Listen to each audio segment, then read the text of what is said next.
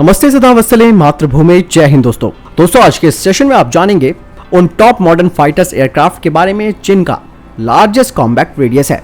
अभी हाल ही में एक लिस्ट जारी की गई जिसमें कि बिना एक्सटर्नल ऑयल टैंक्स यानी कि बाहरी तेल टैंकों का इस्तेमाल किए बिना फाइटर जेट लंबी दूरी के मिशंस को अंजाम दे सकते हैं।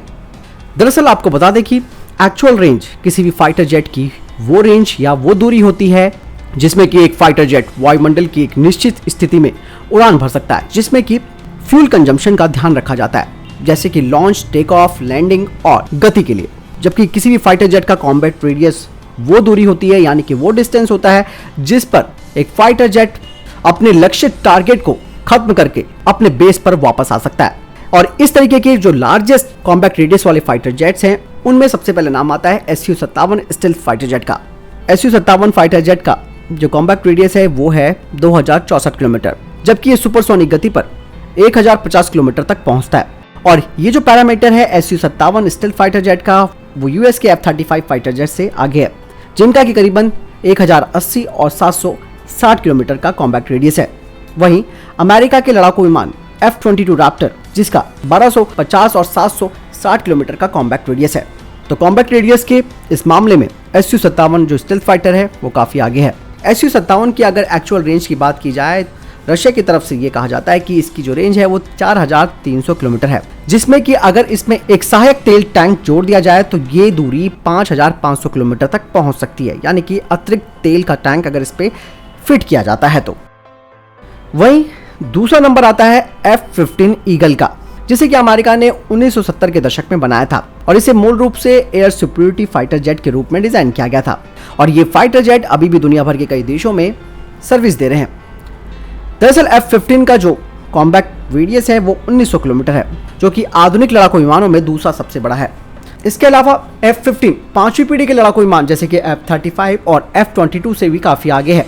F-15 की जो वास्तविक उड़ान रेंज है यानी कि एक्चुअल फ्लाइट रेंज है वो है 5600 किलोमीटर तक।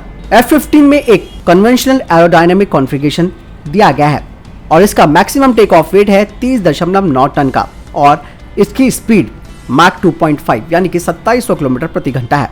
और ये फाइटर जेट यानी कि F-15 940 राउंड के बेस के साथ 20 mm M61 वुल्कैन ऑटोमेटिक कैनन से लैस है। इसके अलावा इसमें 11 सस्पेंशन पॉइंट दिए गए हैं जिससे कि ये 7.3 टन के हथियारों को ले जा सकता है। हालांकि F-15 एक पुराना विमान है लेकिन इस पर अपग्रेडेशन का काम चल रहा है और हाल ही में 2020 में अमेरिकी रक्षा विभाग ने F-15EX के एक उन्नत संस्करण के लिए ऑर्डर भी दिए जिससे कि ये F-15EX सुपरसोनिक हथियारों को ले जाने में सक्षम होगा। और अमेरिका खुद 144 आधुनिक लड़ाकू विमानों की खरीद की योजना बना रहा है। वही तीसरे नंबर पर आता है रशिया का 4.5 पीढ़ी का लड़ाकू विमान Su-35, जो कि एक मल्टी रोल फाइटर जेट है। इस लड़ाकू विमान का जो कॉम्बैट रेडियस है वो है 1500 किलोमीटर का और इसकी एक्चुअल रेंज है 3600 किलोमीटर की।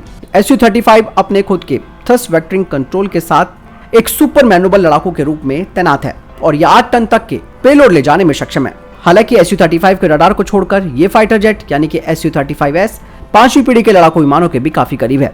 वास्तव में Su-35 जो फाइटर जेट है वो रशिया के Su-27 और Su-57 के बीच का ट्रांजिशन लिंक है। Su-35 को अपनी एयर सुपीरियरिटी को जीतने के हिसाब से बनाया गया है, जो कि युद्ध के क्षेत्र में अलग तरीके से अपनी भूमिका निभा सकता है। इस लिस्ट में अगला नाम आता है राफेल विमान का। हालांकि यहाँ पे राफेल के बारे में ज्यादा कुछ नहीं बताया गया है, लेकिन राफेल के बारे में ये कहा गया है कि इसका कॉम्बैट रेडियस 1700 किलोमीटर है, जो कि रशिया के हिसाब से। लेकिन एक्चुअल में इस फाइटर जेट का जो कॉम्बैट रेडियस है जिसमें कि ये अतिरिक्त फ्यूल टैंक अपने साथ ले जाता है तो इसका कॉम्बैट रेडियस 3200 से 3700 किलोमीटर तक हो जाता है।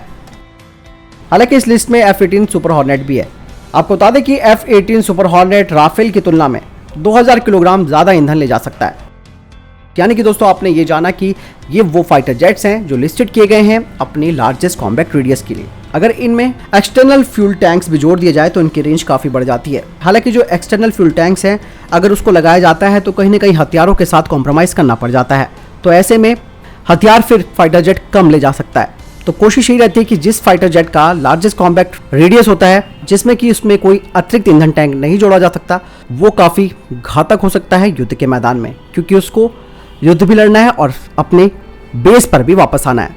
ऐसे में बहुत सारी चीज़ें उसको ध्यान में रखनी होती है। रिजर्व तेल का ध्यान रखना होता है, लॉन्चिंग का ध्यान रखना होता है, टेक ऑफ और लैंडिंग का भी ध्यान रखना होता है। तो ऐसे में यहाँ पर Su-57 नंबर 1 पर आता है। आपको क्या लगता है दोस्तों, और कौन से फाइटर जेट ऐसे हैं जिनका कॉम्बैट रेडियस ज़्यादा है? आप मुझे कमेंट सेक्शन में लिखकर जरूर बताएं। बस वीडियो के लिए इतना ही, मिलता है नई वीडियो के साथ। ख्याल रखिएगा अपना, चैनल सब्सक्राइब करना ना भूलिएगा। नमस्कार, जय हिंद, जय भारत।